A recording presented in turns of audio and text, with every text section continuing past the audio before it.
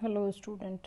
जैसा कि कल हम पढ़ रहे थे कि जो कल हमने जो जो पढ़ा उसमें मुझे लगता है आप लोगों को शायद कोई दिक्कत नहीं आई है, तो इसलिए अब हम आगे चलते हैं। कल हमने प्रेजेंट कॉन्टिन्यूस पढ़ा था, उससे पहले मैं एक बार आप लोगों का रिवीजन करा देती हूँ कि उसमें क्या था। पहचान थी उसकी रहा, रही, रहे, रहा है, रही है और रहे हैं, ये था। उसमें जो हेल्पिंग वर्ब आती है वो इज़, एम और आर आता है। जैसे मैंने आपको बताया था कि आई के साथ में एम आएगा, सिंगुलर सब्जेक्ट होगा तो इज आएगा, प्लूरल सब्जेक्ट होगा तो उसके साथ में आर आएगा।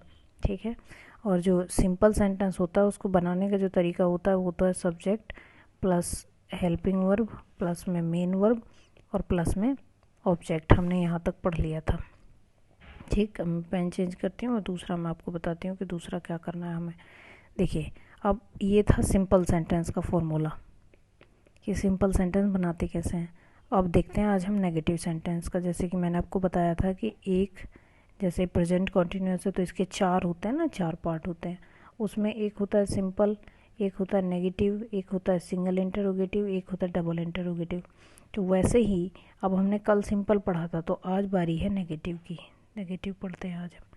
तो नेगेटिव का फॉर्मूला जो है वो कैसे होगा, वो होगा सब्जेक्ट होगा प्लस हेल्पिंग वर्ब होगा, उसके बाद में हम नोट लगा देंगे, उसके बाद में मेन वर्ब लगाएंगे। और मेन वर्ब का जैसे मैंने आपको बताया था कल को, उसमें आईएनजी फॉर्म आती है और उसके बाद ऑब्जेक्ट आता है। अब देखिए ये कैसे बनेगा। जैसे मान लो एक मैंने सेंटेंस ये बनाया कि बिल्ली जा रही है। कल मैंने ये बनाया था बिल्ली जा रही है। पहले तो आप ये देखिए कि इसे हिंदी सेंटेंस को ही, हिंदी के सेंटेंस को हम नेगेटिव कैसे बनाएंगे। तो नेगेटिव ही कैसे बन जाएगा, इसमें नहीं लगा दो, सिंपल नेगेटिव हो जाएगा। किसी भी सेंटेंस में अगर हम नहीं लगा देते हैं तो वो सेंटेंस नेगेटिव हो जाता है। तो बिल्ली नहीं जा रही है, ये तो हो जाएगा नेगेटिव, ये नेगेटिव बन गया। तो अब मैंने आपको बताया है, सबसे पहले हमें ये देखना है कि सेंटेंस में किसके बारे में बात हो रही है।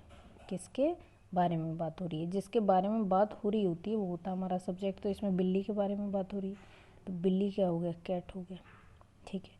उसके बाद मैंने बताया हेल्पिंग वर्ब। हमें ये देखना है बिल्ली एक है या बिल्ली दो है या दो से ज़्यादा हैं।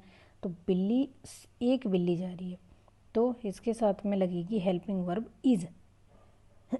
आई होप आपको ये बात समझ में आ रही होगी कि मैंने इज़ क्यों लगाया है। उसके बाद यहाँ नोट लगाना है इसके हिसाब से। देखिए आप, यहाँ हेल्पिंग वर्ब के बाद में नोट आ रहा है तो नोट लगा दिया है। उसके बाद मेन काम क्या हो रहा है, तो मेन काम हो रहा है जाना। तो बिल्ली, कैट इज गो। गो माने होता है जाना, तो आईएनजी फॉर्म मैंने बताया, यहाँ देखिए लिखा हुआ मेन वर्ब का आईएनजी फॉर्म है ना नोट के बाद में ये। तो जब ये लगाया तो ये हो गया गोइंग। बिल्ली cat is not going. Sentence ऐसे बन जाएगा। अगर आपको कोई इशू आएगा इसमें तो आप मुझे बताइएगा। एक बार और मैं आपको एक आध सेंटेंस और बना के दिखाती हूँ। देखिए कैसे। श्याम लिख लेते हैं, श्याम दिल्ली जा रहा है, दिल्ली जा रहा है। एक सेंटेंस ये हो गया। तो ये कैसा हुआ, सिंपल सेंटेंस हुआ। तो सिंपल सेंटेंस कैसे बनता है, सब्जेक्ट आता है पहले, फिर उसके बाद हेल्पिंग वर्ब आती है, फिर मेन वर्ब आती है और उसके बाद में ऑब्जेक्ट आता है। मेन वर्ब में कौन सी फॉर्म, आईएनजी फॉर्म। तो ये कैसे बनेगा, श्याम इज़, हेल्पिंग वर्ब आ गया इज़, क्योंकि श्याम अकेला है।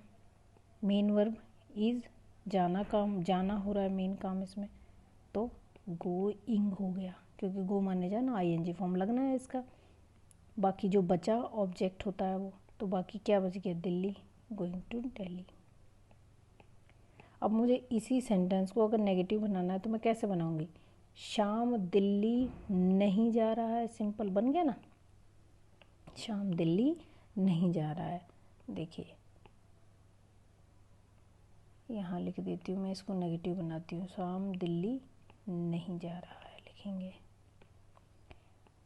ये जो मैंने नहीं लगाया ये सेंटेंस चेंज हो गया अब नेगेटिव में। तो ये वाला सेंटेंस कैसे बनेगा, मैंने बताया अभी आपको, सब्जेक्ट प्लस हेल्पिंग वर्ब और उसके बाद में नोट लगाते हैं, प्लस में मेन वर्ब की जो है वो आईएनजी फॉर्म आएगी और बाकी जो बचता है वो ऑब्जेक्ट के रूप में यहाँ आ जाएगा। तो क्या लिखा जाएगा, Shyam is not going to Delhi. ठीक है, इतना आज हमने पढ़ा। अगर इसमें आपको कोई इशू आता है तो आप मुझे बताइएगा।